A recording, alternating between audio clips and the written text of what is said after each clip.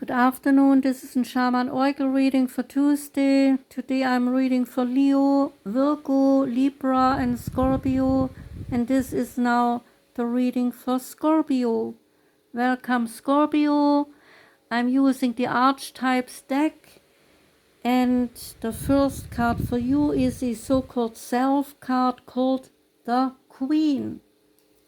And the Queen is the Empress, is the Mother Queen and the Sovereign. Like her counterpart, the King, the Queen has a dualistic nature. Either she presides over the realm with grace and eloquence that comes from the heavens to uplift the spirit of others, or she falls into petty, contemptuous moods, casting a shadow across the land. If the King is the ego, the Queen is the expression of that ego in the world. She is the lotus bloom, the dancer's bow, the moon's radiant reflection. And when the Queen is seated in her rightful and righteous place, she is patient and forgiving. She waits for the grace of God and Goddess to move through her, striving and grasping for nothing. To be the benevolent leader, to embody the Queen, is to settle into deep trust, resolve, and power. The royal Queen fears nothing, for divinity itself cradles her heart.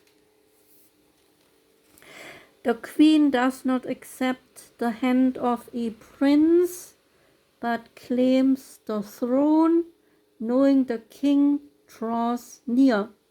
She is a magnet for the fully embodied masculine and entertains nothing less.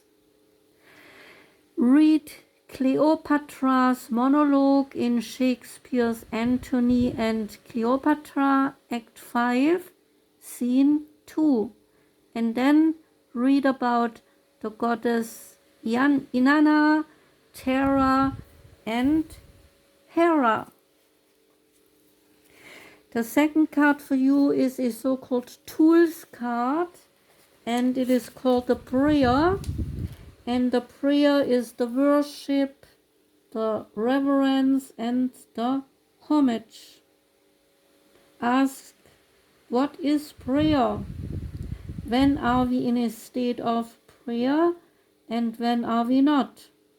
And to whom or to what do we pray? Relating to this archetype, the practice of prayer has been with us since the dawn of time as a remedy for the omnipresent self-centered thinking that spins us toward illusion. Prayer leads us beyond our ego as we move from our little story to the big one. Some say that we are in a state of prayer anytime that we are not in the center of our own thoughts.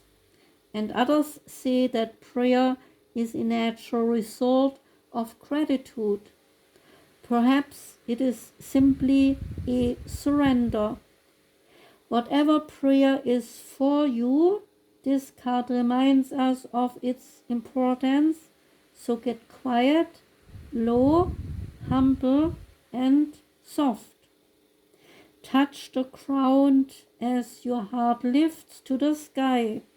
Though it may be uncomfortable, it is time, and nothing else will do. Experiment with the act of bowing down. Nearly all spiritual traditions make a practice of bowing down when we pray.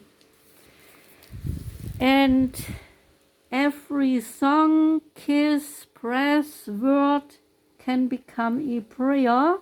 It is a feeling not an action.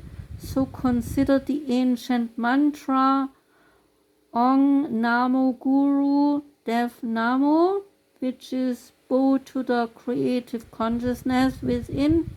I bow to the teacher within. And next is the initiations card. And that one is Aletheia. And Aletheia is truth. Our soul recognizes the truth when someone speaks it. A cool wave of relief washes over the room, and all the facts and all the figures in the world fall by the wayside. Such is the power of Aletheia. It has an undeniable resonance that goes beyond the rational. We can also recognize Aletheia by its contagiousness. When we hear someone speak the truth, we see the truth within ourselves and are more likely to tell our own story. The Aletheia card requires us to step toward an act of truth. This might look like a conversation, a gesture, a poetic act, or a ritual that honors the unveiling of what's been concealed.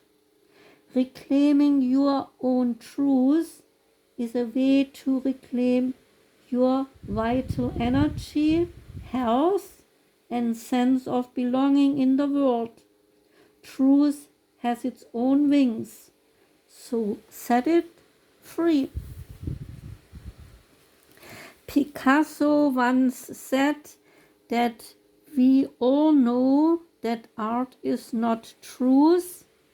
Art is a lie that makes us realize truth, at least the truth that is given us to understand.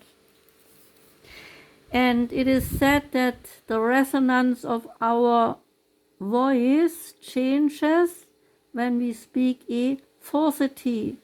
So in this light, practice seeing truth as a vibration. So Scorpio, that was your reading. I thank you very much for listening. I wish you a wonderful day, and I wish you a good week ahead. Take care and goodbye.